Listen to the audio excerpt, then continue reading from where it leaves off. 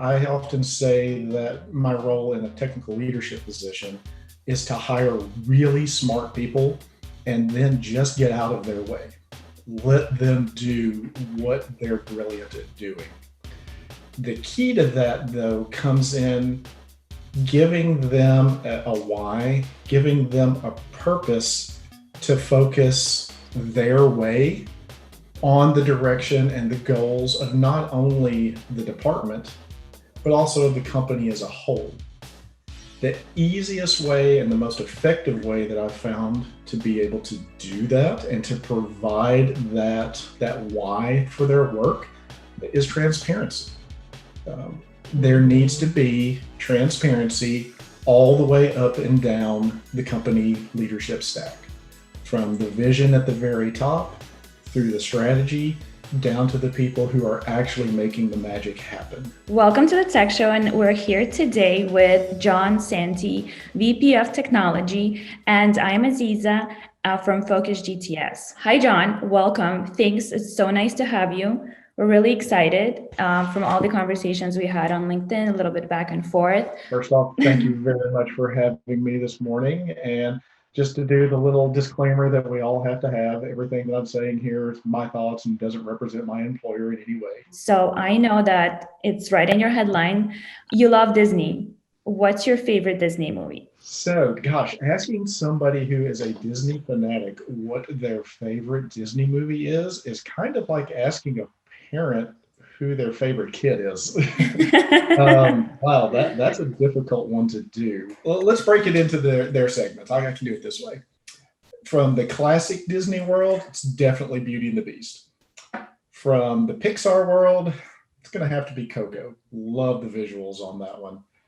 In their Star Wars arena, I'm an Empire guy. Empire Strikes Back. And then from their Marvel universe, oh my goodness, probably the best written and best acted one from that would have been Black Panther for me. So I think that segments each one of them and keeps me from committing to one answer. Yeah, that's awesome. With technology and everything they can do today, it's pretty amazing. Even me as a kid growing up, I was never able to see anything like it. So it's moving on pretty quickly. Technology and all of that has really made them just unbelievable movies now. Yeah, But I still have a soft spot for the classics. Always. I love the Beauty and the Beast too. It's very classic. All right, Jon. I know that you're in a really good position right now, VP of Technology. It's a nice title, and I know that a lot of people are looking to grow in their career and wanted to expand. How does somebody get to where you are today, and what does the skills that one person would need to get to where you are? Great question. Early in my career, I would have been hyper focused on the technical skills that a career in IT requires. You know, it would have been all about pursuing that alphabet soup of certifications that are out there. Once I decided to cross over to the other side of the desk, I quickly realized that even though I had a pretty solid foundation of technical skills, there was one area that I was really lacking in, and that was communication, the ability to effectively communicate. I could hold a technical conversation and I could do the writing that the business required, but communication is so much more than that.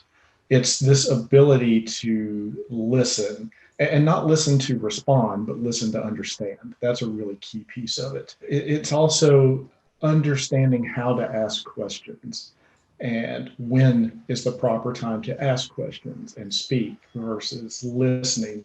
Each one of those pieces forms this whole communication skill set that, if you're wanting to move into leadership, is one that you simply must have. I've been very fortunate that I had good mentors and good leaders to help me with that. And don't get me wrong, the technical piece was key because I am an IT leader. So understanding that technology, that foundation needed to be there.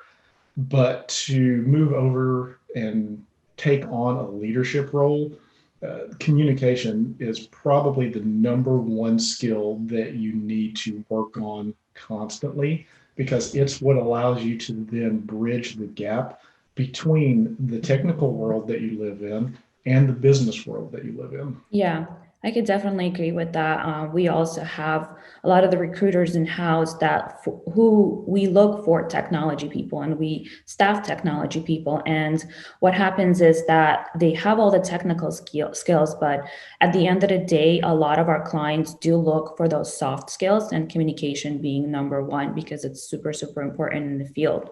Mhm. I also know that in IT, it's very difficult to keep the team motivated and making them feel like that they're moving a business forward. As we Mhm. know, a lot of the companies have strong sales teams, strong sales culture, and they feel like they're moving the business forward because they're doing the business development, they're doing the sales, so they feel like they're moving it forward. Versus someone in IT, they're just kind of locked up in a dark room.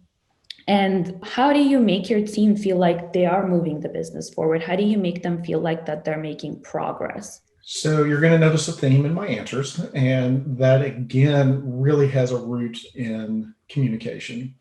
To take a step back, I often say that my role in a technical leadership position is to hire really smart people and then just get out of their way. Let them do what they're brilliant at doing. The key to that, though, comes in giving them a why, giving them a purpose to focus their way on the direction and the goals of not only the department, but also of the company as a whole. The easiest way and the most effective way that I've found to be able to do that and to provide that why for their work is transparency. There needs to be transparency all the way up and down the company leadership stack, from the vision at the very top through the strategy down to the people who are actually making the magic happen. When people understand what that driving vision is, they're not just being given a task, they're being given something to do with purpose.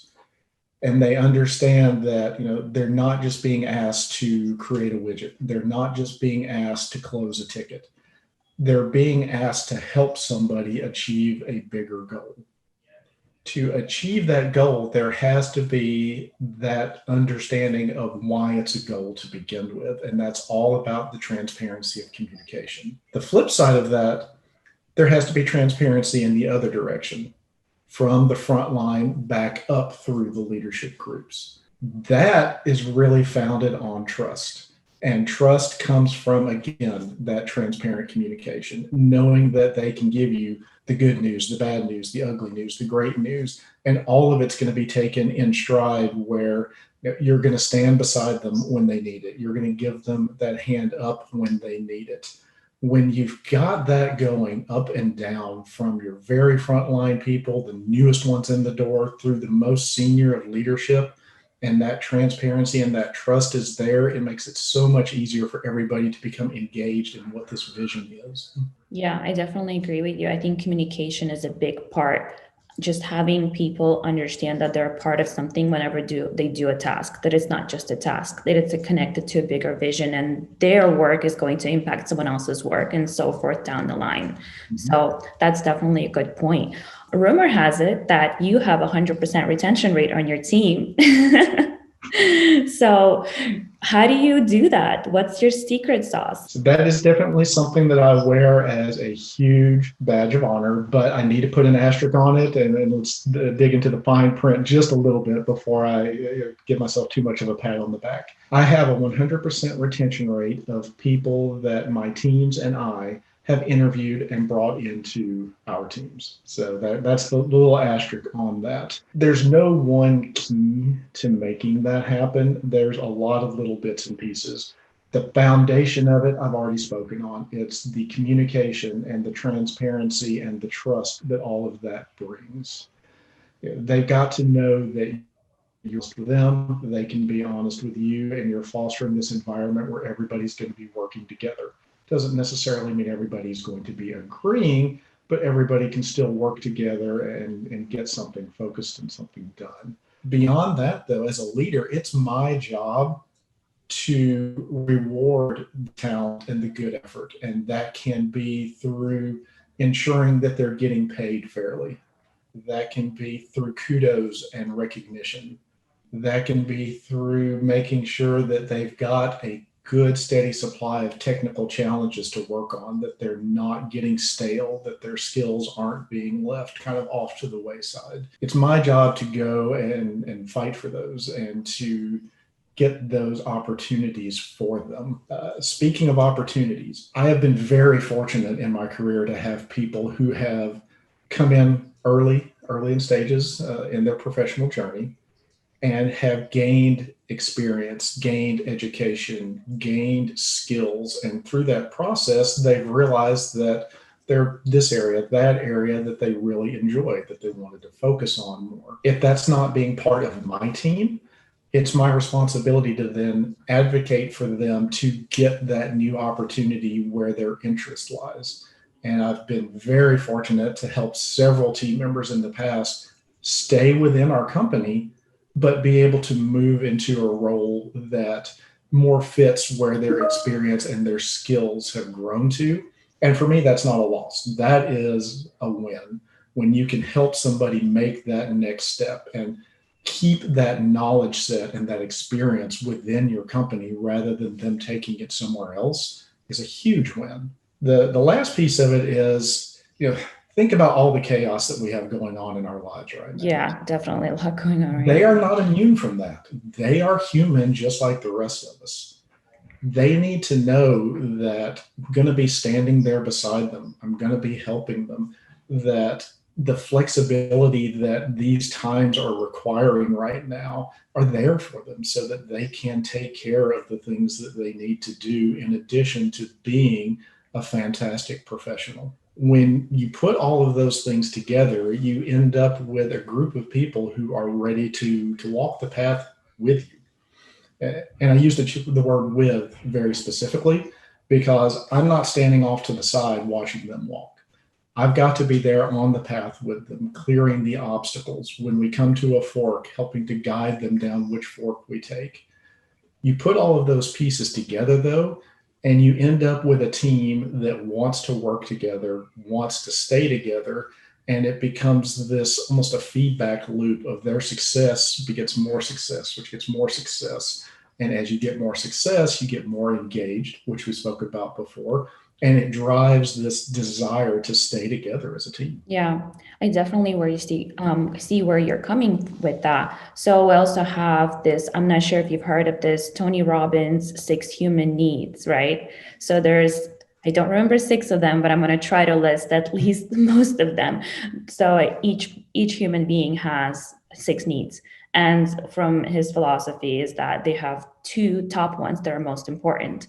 And it's certainty, uncertainty, love and connection, significance, contribution. There are 2 that are the driving factors of each human being. So it's really interesting that you say that because it's something that we practice in-house here as well too. And that's something that we talk about a lot. Just identifying the 2 biggest drivers of each member of your team is going to make a huge difference in the success.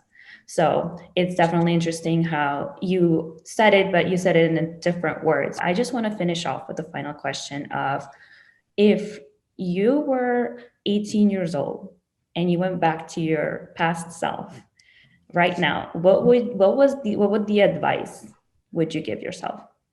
Oh my goodness. Well, let's get the obvious joke out of the way first, and that is don't go on that date. I think that applies to pretty much every 18-year-old. Okay, so with a little bit more seriousness, I would go back and I would tell my younger self probably one very specific thing, and that is that feeling that you get when you're watching a movie and you connect with the character that's in the movie. When they're happy, you're happy. When they're sad, you're sad. When you're sitting across the table from somebody who's talking to you about a great experience they've had or a bad experience they've had, and you are feeling the same emotions that they're feeling, that is empathy. Empathy is probably one of the most underrated skills for a leader to have and just in general to have. That ability to connect with not just the words that you're hearing, but the meaning and the emotion that's going on behind it. Don't spend so many years of your life fighting that connection with other people and fighting that emotion that you have whenever you're sitting with somebody or with a group. Learn to use that, learn to connect and communicate with people better, and you'll save yourself a lot of personal and professional grief down the road. Wow, that's really deep. I feel like I'm about to tear. That's a great advice. That's actually the best advice I've ever heard. But it was really beautiful, beautiful words. Thank you so much for joining us today. And we're so excited that you were able to make it and make some time for us to share your wisdom and knowledge on not only the leadership side, but also on the personal side as well with Disney and everything. I really appreciate the time, and thank you for giving me a few minutes to sit down and chat with you this morning. Yeah, of course. Thanks for coming.